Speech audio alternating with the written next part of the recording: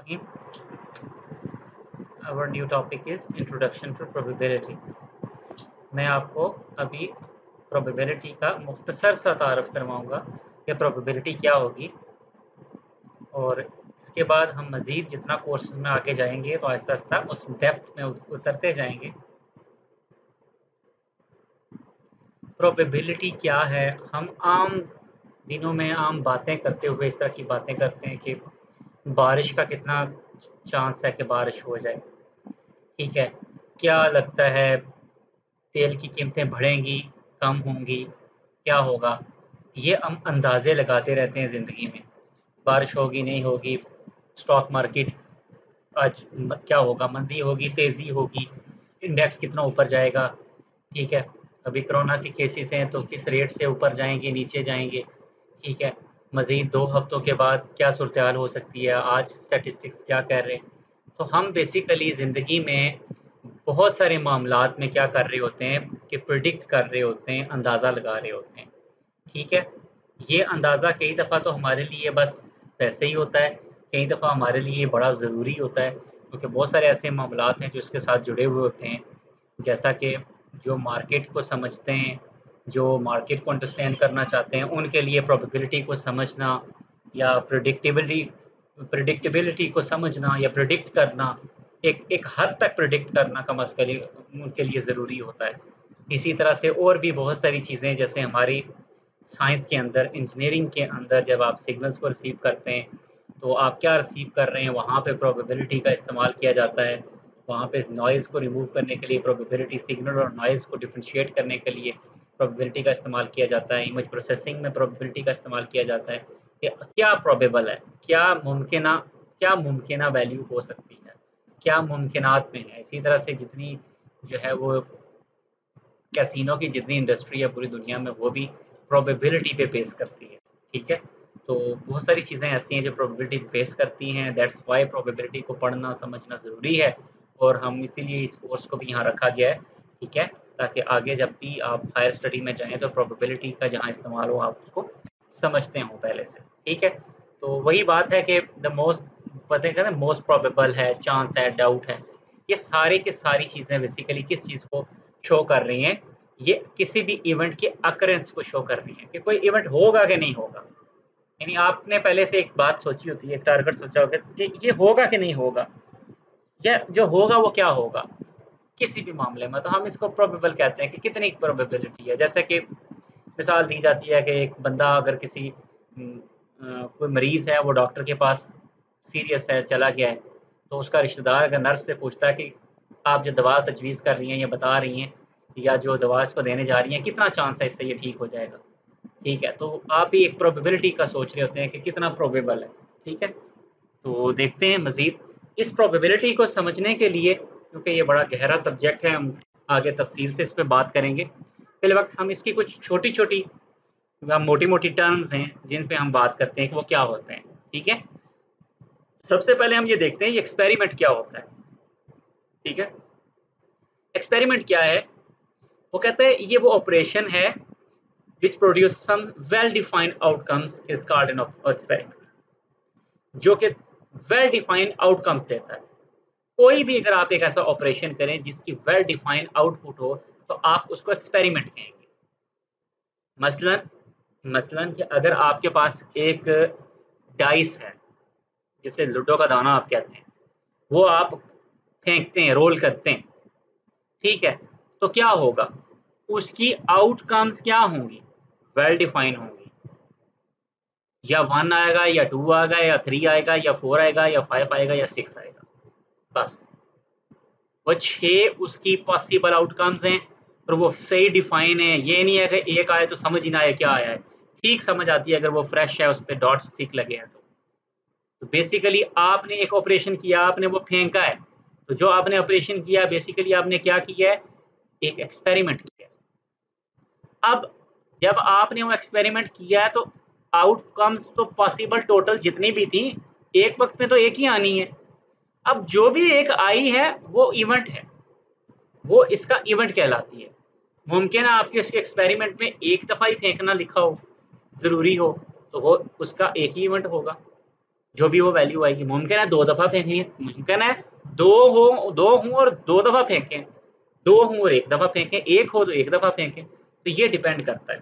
जो रिजल्ट्स हैं वो बेसिकली क्या है, एक जो आउटकम आती है सिंगल, हम उसको इवेंट बोलते हैं, और वो जो ऑपरेशन हमने परफॉर्म किया उसको एक्सपेरिमेंट बोलते हैं। जितनी हम आगे एग्जांपल्स करते जाएंगे ये टर्म्स और उतनी ज़्यादा आपको के लिए आसान और पक्की होती जाएंगी। रैंडम एक्सपेरिमेंट क्या है? रैंडम एक्सपेरिमेंट ये है कि आपको पॉसिबल तमाम आउटकम्स तो पता है लेकिन जवाब नहीं पता क्या आना। यानी ये तो पता है कि डाइस फेंकेंगे तो 1 आ सकता है, 2 आ सकता है, 3 4 5 6, ये 6 वैल्यू में से कोई वैल्यू आ सकती है, लेकिन उनमें से एग्जैक्टली आएगी कौन सी ये नहीं आपको पता। अगर आपको ये नहीं पता तो फिर इसको रैंडम एक्सपेरिमेंट कहेंगे। यानी रैंडम एक्सपेरिमेंट वो एक्सपेरिमेंट है जो जिस वक्त आप कर रहे होते हैं आपको पता होता है इनमें से कोई एक आएगा, लेकिन ये नहीं पता होगा क्या आएगा। अगर आप कॉइन है, अगर आप कॉइन को टॉस करते हैं, ठीक है, तो आपको पता है या हेड आएगी या टेल आएगा, लेकिन किसको पता होता है कि हर सूरत हेड ही आएगा या टेल आएगी?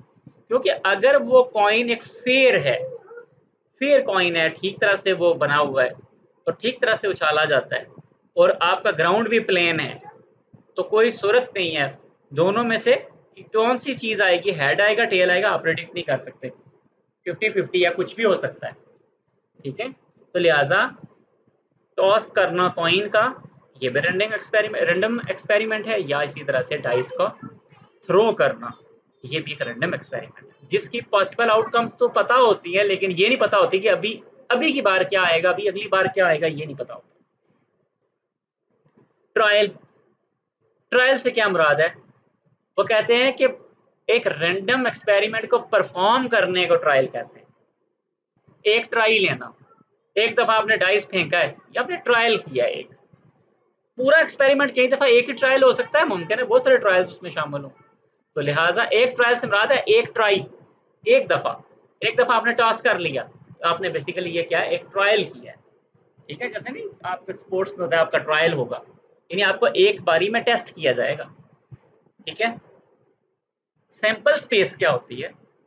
सैंपल स्पेस बेसिकली किसी भी एक्सपेरिमेंट की जितनी मुमकिन आउटपुट्स आ सकती हैं वो सारी मिला के सैंपल स्पेस बनती है। मतलब अगर आपने एक सिक्का फेंका है तो उसकी मुमकिन आउटपुट्स कितनी हो सकती हैं? 2, हेड और टेल। तो बेसिकली एक कॉइन की सैंपल स्पेस 2 है, हेड एंड टेल। इसी तरह डाइस की मुमकिन क्या मुमकिन है, कितनी मुमकिनात हैं उसमें आउटपुट में? 6। डाइस में 1 आ सकता है, 2 3 4 5 6, तो लिहाजा ये उसकी सैंपल स्पेस 6 है। इसी तरह अगर आप कोई और मिसाल लेना चाहें तो जब आपके पास कार्ड्स होते हैं, डेक ऑफ कार्ड, 52 कार्ड्स का एक डेक होता है, तो उसमें बेसिकली कितने, आप पूरे डेक में से एक कार्ड निकाल लें, वो कार्ड कौन सा हो सकता है? तो वो कार्ड बेसिकली उन 52 में से कोई भी हो सकता है, लिहाजा 52 उसकी सैंपल स्पेस है, ठीक है। उससे बाहर कुछ नहीं हो सकता। इन 6 के बाहर डाइस की वैल्यू नहीं आ सकती और हेड और टेल के अलावा कॉइन पे कुछ नहीं आ सकता अगर सारे बाकी मामलात आपके फेयर हैं, ठीक है। फिर बताया गया इवेंट क्या है?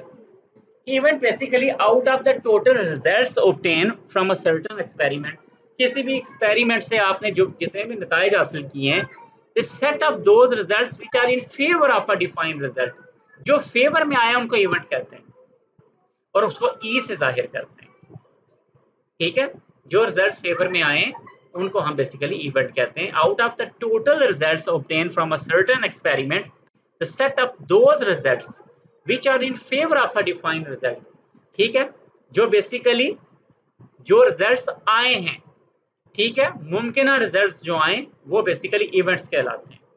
फर्ज करें आपने डाइस को 5 दफा फेंका तो पांचों बार 6 ही है, तो एक्सपेरिमेंट तो आपका हो गया, टोटल रिजल्ट्स सबके 6 ही है, तो लिहाजा इवेंट बेसिकली 6 ही रहा है, ठीक है। और इसको ई से आप जाहिर करेंगे कि बेसिकली पहली बार भी 6 था, दूसरी बार भी 6 था, तीसरी बार भी 6, चौथी बार भी 6, पांचवी बार भी 6। तो ये बेसिकली जो सेट बनेगा ये क्या बनेगा? सेट ऑफ दोज रिजल्ट्स, वो क्या है? इवेंट क्या बन जाएगा? 666 का ये इवेंट बन जाएगा। ये डिफरेंट भी हो सकता है, जैसी मिसाल होगी वैसा ही होगा। Equally likely events, equally likely events का मतलब यह है कि अगर एक इवेंट दूसरे इवेंट के साथ जुड़ जाए तो अब हम ये कहते हैं कि दूसरा जो है वो इक्वली लाइकली इवेंट। मिसाल अगर मैं आम दूं, बादल हों तो बारिश होगी, इसका कोई ज़रूरी नहीं है। कई दफ़ा बादल आते हैं और बारिश नहीं होती, लेकिन बारिश हो तो बादल ना हो ये नहीं हो सकता। बारिश के लिए बादलों का होना बड़ा ज़रूरी है। जब भी बारिश होती है बादल ज़रूर होते हैं, लेकिन जब बादल होते हैं बारिश हो ना हो, तो लिहाजा if there is no reason to expect the happening of one event in preference to the other, then the events are known as equally likely events। ठीक है, तो क्या कहता है, जब किसी भी चीज का there is no reason to expect the happening of one event in the preference to the other, अगर कोई भी इवेंट, ठीक है, ये थोड़ा थोड़ा गलती हुई है मुझसे। बेसिकली वो कहता है कि कोई भी इवेंट जो पहले हो सकता है वो इक्वली लाइकली है, यानी एक भी पहले हो सकता है दूसरा भी हो सकता है, यानी हेड भी आ सकता है टेल भी आ सकती है, दोनों आ सकते हैं। ये नहीं है कि जब हेड के बाद टेल आएगा या टेल के बाद हेड आएगी, नहीं, दोनों में से कोई भी आ सकता है। तो दोनों का चांस जब बराबर है तो वो इक्वली लाइकली इवेंट्स हैं। ठीक है, इसी तरह for example when an unbiased coin is tossed the chances of getting a head और अ टेल आर द सेम। ठीक है, कि जब आप एक टॉस करते हैं किसी भी सिक्के को, तो क्या चांस है कि क्या आएगा, दोनों में से कुछ भी आ सकता है, दोनों के बराबर चांस हैं। इसी तरह डॉइस फेंकेंगे तो 6 नंबर में से सब 6 का 6 का बराबर चांस है कि कोई भी आ सकता है। आप ये नहीं कह सकते कि अभी क्योंकि यह आया था लिहाजा अब ये आएगा, नहीं, वही दोबारा आ सकता है, कोई और भी आ सकता है। ठीक है, एग्जॉस्टिव इवेंट्स क्या होते हैं? एग्जॉस्टिव इवेंट्स, वो कहते हैं कि all the possible outcomes of the experiments are known as exhaustive events. जितनी भी पॉसिबल आउटकम्स हैं किसी भी एक्सपेरिमेंट्स की, ठीक है, उनको हम क्या कहते हैं? Exhaustive events. In throwing a die there are 6 exhaustive events in a trial. ठीक है, तो एग्जॉस्टिव इवेंट से मुराद बेसिकली वो टोटल आउटकम्स हैं जो पॉसिबल हैं, वो डाइस के लिए क्या हैं, तो बेसिकली 6 एग्जॉस्टिव इवेंट्स हैं, 6 में से कोई भी हो सकता है। फेवरेबल इवेंट्स, फेवरेबल इवेंट्स कौन से होते हैं? The outcomes which make necessary the happening of an event in a trial are called favorable events।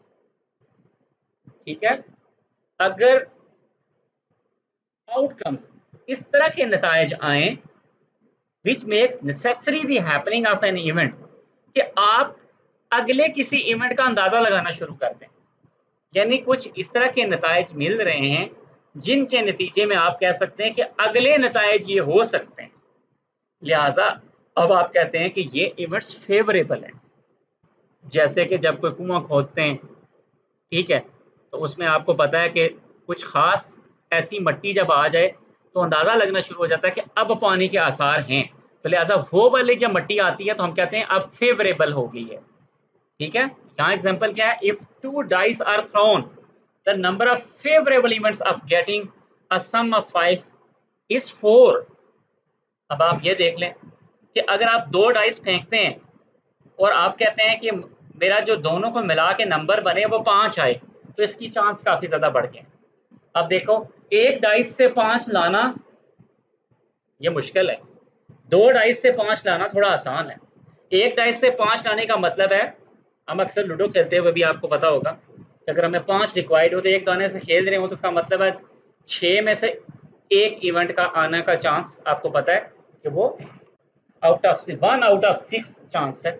लेकिन अगर आप 2 डाइस फेंक रहे हैं तो फिर 5 के आने का चांस ज़्यादा हो जाता है। क्यों? अगर 1 4 आ गया तो भी, 2 3 आ गया तो भी, या 3 2 आ गया तो भी, या 4 1 आ गया तो भी, तो ये देखें फेवरेबल इवेंट्स ज़्यादा आपके लिए मौका मुहैया कर रहे हैं। एडिटिव लॉ ऑफ प्रोबेबिलिटी क्या है? एडिटिव लॉ ये कहता है कि अगर आपके पास if E1 and E2 be any 2 events, जो कोई भी 2 इवेंट्स हैं E1 एंड E2, ठीक है, ज़रूरी नहीं है कि वो एक्सक्लूसिव म्यूचुअली एक्सक्लूसिव हों, कोई भी इवेंट्स हो सकते हैं, then E union E1 union E2, जो भी पॉसिबिलिटी है, जो भी आपका रिजल्ट आ रहा है, दोनों जो इवेंट्स हैं उनके रिजल्ट्स को आप यूनाइट कर दें, उनको आप क्या करें, उनका यूनियन बना लें, दोनों की पॉसिबल वैल्यूज को इकट्ठा कर लें। ठीक है, तो ये जवाब किसके बराबर होगा, पहले पॉसिबल की जो आपके पास इवेंट्स आए, जो रिजल्ट आया है दूसरे का, और फिर पहले और दूसरे दोनों का जो डिफरेंस है उसके बराबर हो जाएगा। ठीक है, फर्ज करें कि अगर आपकी पहली बार जो वैल्यू आती है, आपके पास क्या है, आपके पास 3 डाइस है। ठीक है, पहली बार जो वैल्यू आई है वो क्या आई है, 1, 2 एंड 3। दूसरी बार जो वैल्यू आई है वो क्या आई है, 1, 2 एंड 4। अब 1, 2 एंड 3 पहले इवेंट में आया है, दूसरे में 1, 2 एंड 4। तो इन दोनों का यूनियन बनाएंगे तो क्या बन जाएगा, 1, 2, 3 एंड 4। ठीक है, अब हम यहाँ पे देखते हैं कि ये क्या है, पहले का लिख लें, नंबर्स कौन से आएंगे, 1, 2 एंड 3, प्लस दूसरे के भी लिख लें, 1, 2 एंड 4। अब इसमें से माइनस क्या करना है, जो दोनों में कॉमन था। तो दोनों में कॉमन क्या था, दोनों में कॉमन बेसिकली 1 एंड 2 है। तो आपको पता है जब हमने जमा किया तो इसका 1, 2 भी मिलाया था, इसका 1, 2 भी मिलाया था, तो लिहाजा 1, 2 डबल है वो इससे कट जाएंगे, तो पीछे क्या बच जाएगा, 1, 2, 3 एंड 4। ठीक है, तो ये फिर उसके बराबर हो जाएगा। इसको और भी बहुत तरह से आप देख सकते हैं, अगर और भी पॉसिबिलिटीज आप लें, कोई 2 इवेंट्स हैं उनमें 2 में डिफरेंट आप पॉसिबिलिटीज लें, तो आप इसको ट्राई कर सकते हैं, ये लॉ फिर भी प्रूफ हो जाएगा। Probability of occurrence of an event, किसी इवेंट के अकर होने की क्या प्रोबेबिलिटी होती है। ठीक है, तो सबसे पहले तो बात यह है कि आप किसी इवेंट को लाने के लिए ट्राई कितनी दफ़ा करते हो। ठीक है, अगर आप टोटल नंबर ऑफ ट्रायल्स जितने करते हो उनमें कितनी बारी वो वाला इवेंट आता है, उस इवेंट की प्रोबेबिलिटी इसी से पता चलेगी। ठीक है, ये कैसे है, ये अगली एग्जांपल से आपको बेहतर समझ आएगा। यहां से आपने एक डाइस को 65 टाइम्स थ्रो किया है, इसमें 421 टाइम्स 4 अपीयर हुआ है। 65 टाइम्स आपने क्या किया, डाइस को थ्रो किया, यानी total number of trials, total number of trials आपके कितने हैं, ये आपके 65 है। अब यहाँ किस इवेंट को हम सब्जेक्ट बना रहे हैं, टॉपिक बना रहे हैं, अपीयरिंग ऑफ 4 के हैपन होने को, अकरेंस ऑफ एन इवेंट, कौन सा इवेंट, 4 का वाकया होना, 4 कितनी दफा आएगा, लिहाजा 4 65 में देखा ये कि 21 टाइम्स आया, तो लिहाजा करके ये कहे in random throw of dice कि अगर अब मैं फिर अगर डाइस फेंकूं 66 टाइम, तो प्रोबेबिलिटी क्या है कि दोबारा एक बार फिर 4 आ जाए। तो हम पिछला रिकॉर्ड देखेंगे, पिछला रिकॉर्ड हमें बताता है कि 65 में से 21 बारियों में 4 आया था, तो लिहाजा अगर आप 21 आउट ऑफ 65 ले लें, तो ये जो भी रेशो बनेगी, जो भी परसेंटेज बनेगी, ये वही परसेंटेज होगी, इसी परसेंटेज जितना चांस होगा या प्रोबेबिलिटी होगी कि अब एक दफा और अगर इस डाइस को फेंका जाए तो 4 आने का कितना चांस है, वो चांस 21 डिवाइडेड बाय 65 होगा। या एक और मिसाल ले लेते हैं, इसमें क्या है कि सर्वे किया गया है 200 फैमिलीज में। सर्वे वैसे बड़ा अजीब सा है, ये मुमकिन तो नहीं लग रहा, लेकिन चलें फिलहाल गलती इसको मान ही लेते हैं कि 32 ऐसी फैमिलीज थी जिनमें देखा गया कि सिर्फ 2 लड़कियां हैं। ठीक है, और 154 ऐसी फैमिली थी जिनमें एक ही लड़की थी। ठीक है, family shows the result given below, तो ये number of girls in a family. चलें इसको कोई यंग गर्ल्स कह लें या एजुकेटेड गर्ल्स कह लें या कोई वो गर्ल्स जो स्पोर्ट्स में हिस्सा लेती हैं, इस तरह का नंबर कह लें, क्योंकि फैमिलीज में इतने थोड़ी लेडीज हो नहीं सकती। ठीक है, लेकिन जो भी सिचुएशन है आप देख लें, 32 फैमिलियों में 2 लड़कियां थी, 154 ऐसी फैमिलीज थी जिनमें सिर्फ एक एक लड़की थी, 14 ऐसी फैमिली थी जिनमें लड़की नहीं थी। ठीक है, तो अब अगर आपसे कोई ये पूछे out of these families 200 families, 1 is chosen at random, अब इन 200 में से कोई एक फैमिली चूज की गई है, तो क्या प्रोबेबिलिटी है कि उस फैमिली में एक लड़की हो? क्या प्रोबेबिलिटी है? बेसिकली हम ये देखेंगे कि एक टोटल में कितने इवेंट्स में है। तो टोटल 200 है, उनमें से 154 में आउट ऑफ 200 1 है। इसका मतलब है कि 154 डिवाइडेड बाय 200, ये इतने परसेंट चांस है कि उस फैमिली में लड़की एक होगी। 154 डिवाइडेड बाय 200 को आप 77/100 मीन 77% चांस है कि जो आपने एक फैमिली चूज किया है उसमें एक ही लड़की है। ठीक है, बाकी इंशाल्लाह जितना हम आगे बढ़ते जाएंगे इसकी मज़ीद डेप्थ में, और इस सब्जेक्ट को जितनी ज़्यादा एग्जांपल्स आती जाएंगी, अभी जो बातें आपको सही समझ आ गई हैं बहुत अच्छी बात है। जो समझ नहीं आई आप बात पूछें, आप मैसेज में नीचे मुझे बताएं, मुझे टेक्स्ट करें, मैं आपको बताऊंगा। और फिर आगे जितना हम बढ़ते जाएंगे, जितनी ज़्यादा एग्जांपल सॉल्व करते जाएंगे, जो चीज़ें आपको ठीक तरह से समझ नहीं दी हैं वो भी इंशाल्लाह समझ आना शुरू हो जाएंगी। फिर भी मैं मौजूद हूँ, जो भी आप हो आप मुझसे पूछ सकते हैं। तो इंशाल्लाह हम आगे जब बढ़ेंगे तो हम प्रोबेबिलिटी वगैरह मॉडल्स को देखेंगे और थोड़ा डेप्थ के साथ देखेंगे सारी चीज़ों को। बहुत शुक्रिया, थैंक यू वेरी मच।